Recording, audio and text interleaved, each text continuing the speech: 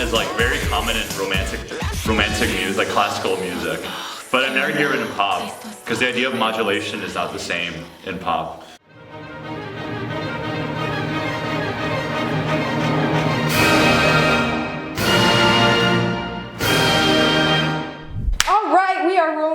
Gentlemen, this is 9Muses. They actually debuted back in 2010 with 9 members. However, they've had a lot of line change-ups since then. We're reacting to their song called Drama, which was released in 2015 and was composed by Jeon Chang-wook. It's filled with references to Hollywood's golden age, including Marilyn Monroe's iconic subway dress scene from the 1995 The 7-Year Itch. 3, 2, 1. Brass. That vinyl sound. Jazz flute, yeah. I like the filter that they kind of put over the sound, the track, to give it that vintage vibe. It's groovy. It's like old school American jazz. Yeah. Oh. Okay. Okay. Yes. That's very aggressive singing. Major 7 chord though.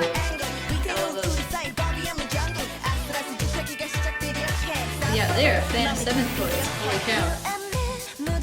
They've got like a very brassy voice that's very much in your face. Pretty intense. I dig. Also, their voices are deeper than I thought they'd be. Kinda like it. Nothing quite like some mezzo vibes. What kind of organ is that in the background? Jazz organ? It's a jazz organ, but what kind of jazz organ? I couldn't tell you off the top of my head. I like her controlled breathy. Oh, Marilyn Monroe!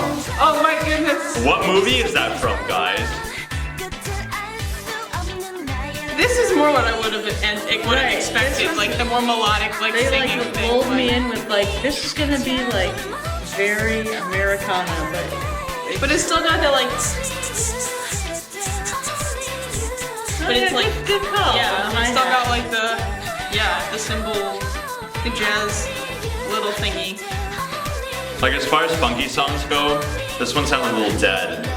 Like the mixing sounds a little flat and inorganic. It's like a combination between like old-timey jazz and very poppy pop. Yeah. But they're not really combining them that much. It's more like sectioned off. Right. And the only thing that really stays is that drum. Yeah.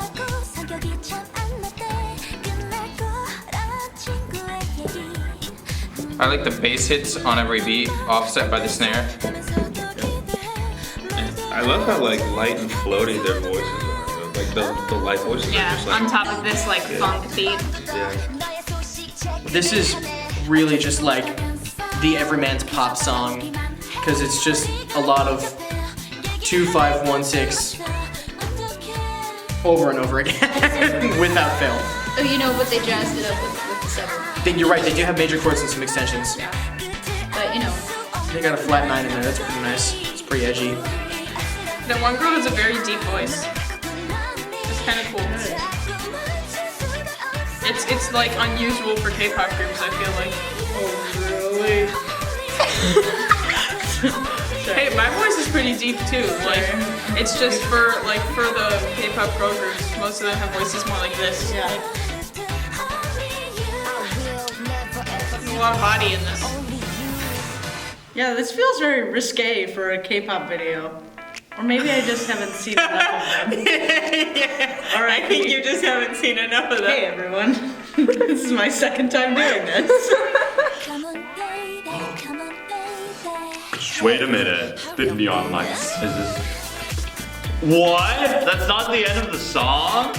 See, that's like real good like That was organ. an interesting little interlude in there. I thought it was over. Yeah, it was. Curtain closed, I'm like, oh, done. Scene 1. Nice. Oh, and the nice the end. Yeah. Yeah, so thoughts on that overall musically and how it maybe matched with their concept? I thought it was cool because it had like a consistent beat, but at the same time, it's like the vocals kind of dances the line between like it's really like kind of cute, at the same time it's over top in your face, which I mean that is drama reflecting like the theme of the song.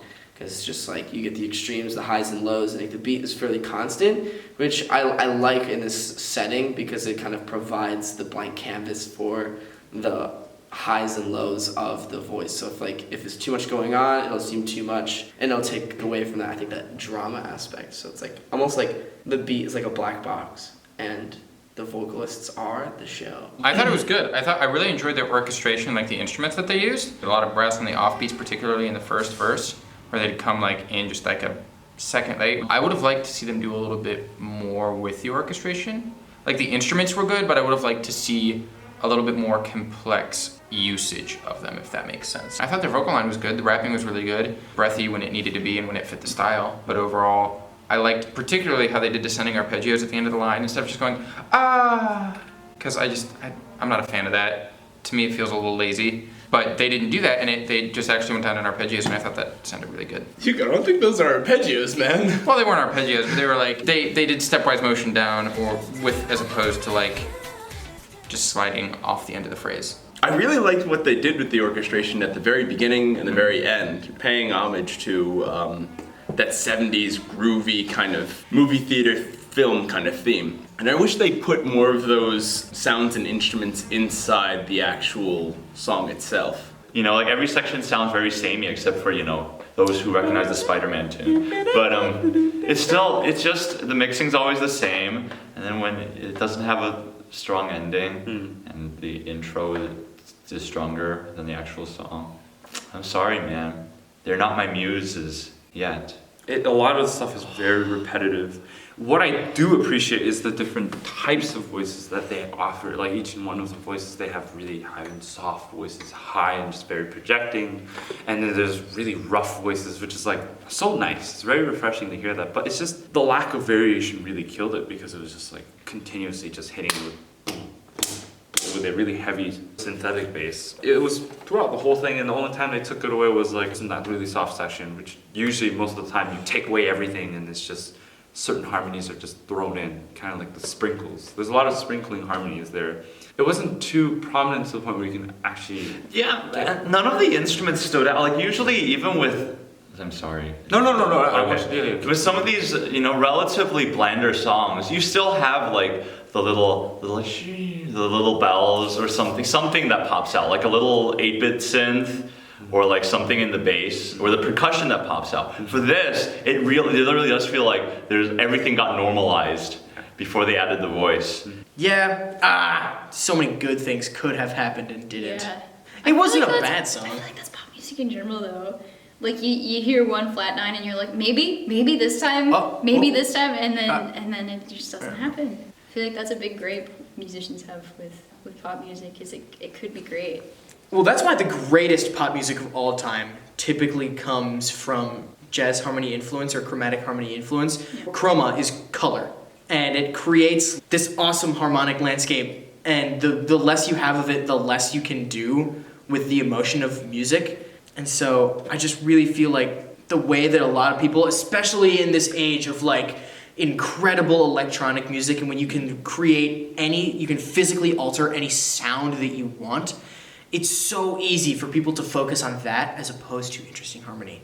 Cool sound does not make up for color. And that's just like the way that I feel like this song happened, is like, it was so close. And then just like it focused too much on very elemental specifics. No, it feels like they were like down the YouTube rabbit hole and they stumbled across like some 70s music and were like, hey, you know where that would fit in this song that I'm writing at the very beginning? And then they were like, we add a 7th? It's time, we got a pop song. Hey. Major 7th, that means that there's like 1% dissonance.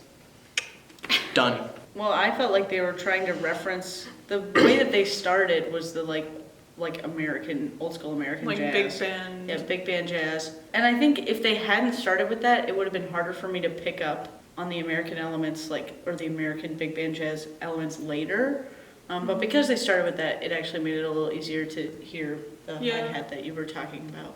Yeah, I kind of like how they kept that, like, the consistent hi-hat or ride or whatever. I think it was synthesized, but the cymbal, they kept it consistent throughout even as the styles kind of changed. So, like, it was in that original, like, big bandy kind of section, and then when they moved into the pop, like, rap, like, what section, it was still there, and it, like, unified all the different sections. Okay, the second 9Muses song was released in 2017. It's called Love City, and it was composed by Maria Marcus and Rohan Heath, and arranged by a songwriting duet called E1.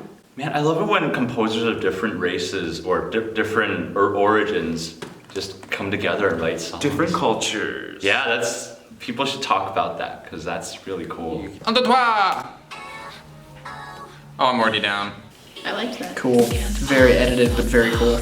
They really do like those breathy voices, don't they? That was so cool! I love when they do that with panning.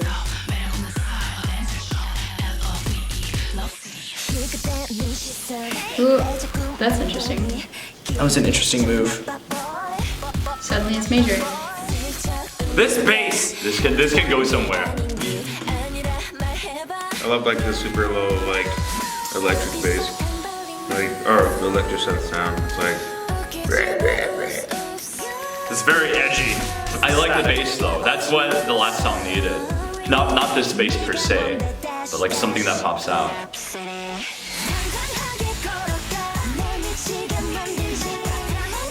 I like the melody in this a little more. Yeah. It's like there's some mixture kind of elements in there. Oh, it's a chromatic ascending sequence. All right, that's pretty good. The section with the soft rapping and her voice, it's so good. And the distortion. Except that. That's not how chess works. Oh, that's definitely not how chess works. Oh, Pinocchio. What? Are they saying that they lie? I like the reduction of texture right here. I wonder if they listen to Madonna, because I still hear her so much in this. yeah. And at least this little break that they have. This is a perfect example of the correct usage. Oh, fuck, wow. Such a weird music video, wasn't it? But this is a perfect example of using effects on voices, like auto-tune and sampling as well. Exactly, yeah. Oh, that overdrive synth, fuck. Oh.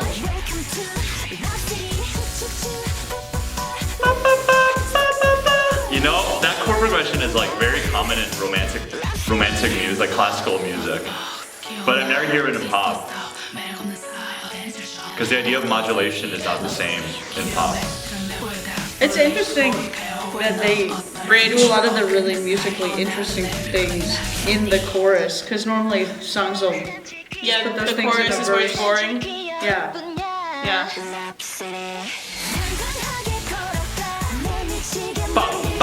Oh!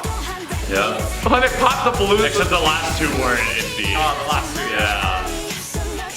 Scandal pop. Pretty.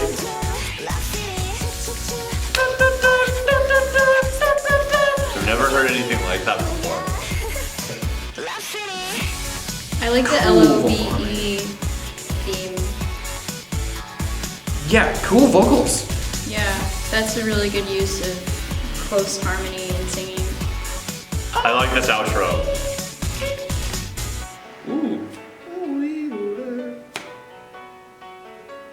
It's like one of my favorite outros. Just like going to a piano. No! Why do they do this? Why? It's so good. Like they go to the last chord is always something unexpected and they just resolve it. Yeah, they went Dorian in the last one. They went major 4 on a minor key. Better song than the last one. The verse seems a little underwhelming. Like you get the intro, which is like you with the low rapping, which I haven't heard a voice like that. You know, it sets you up for something different. So when the more poppy aesthetic comes in, I'm like, you know, I prefer that first mood. I dig a lot. cool, yeah. That was a blast. I loved the synths. I loved the sampling. I loved the vocal effects, especially that overdrive was just. I like that they kind of had the neon vibe in that one too. It wasn't super prominent, but like with the Love City thing, And having the vocals in whole steps brings out like that color, that dissonance sort of feels like a neon thing. But again, it really just felt like it was like almost no interesting harmony with the exception of like the little sequence that happened a couple times. Which was your favorite thing in the whole world. I love ascending sequences. They're more interesting than descending sequences. Well, I guess you kind of already said it, but do you have anything comparing Love City with drama, musically or style-wise? They seem to like to adopt genres of music in their pieces. Like obviously the first one was like the 70s. 70s-esque. Vibe. And then this one was, I guess, what were you saying, neon vibe? It felt a little bit more like 80s pop. Everything about the imagery was like homage to 80s pop, but like none of it sounded like it. Yeah. They just make pop music, that's their style. Oh, Yeah, so- they definitely have their own style, which is good. I love their musical style. I love it, particularly the second one, as opposed to the first one, as opposed to drama. I really like this Love City better. Not that the first one was bad, but it felt like it was more their style. Hello everyone, welcome to our channel if you're new. I'm the channel runner and producer of this series. Thanks for watching this video. If you enjoyed it, don't forget to subscribe. Also, if you're curious to see what else we're going to react to in the future, go ahead and check the description for a bunch of links that I have to playlists and schedules. Also, please check our Patreon if you want to support us. Patrons get access to unedited, full-length reaction videos, access to exclusive content, as well as early access to all the videos posted on here, and more. So thank you so much, and I hope you have a wonderful day.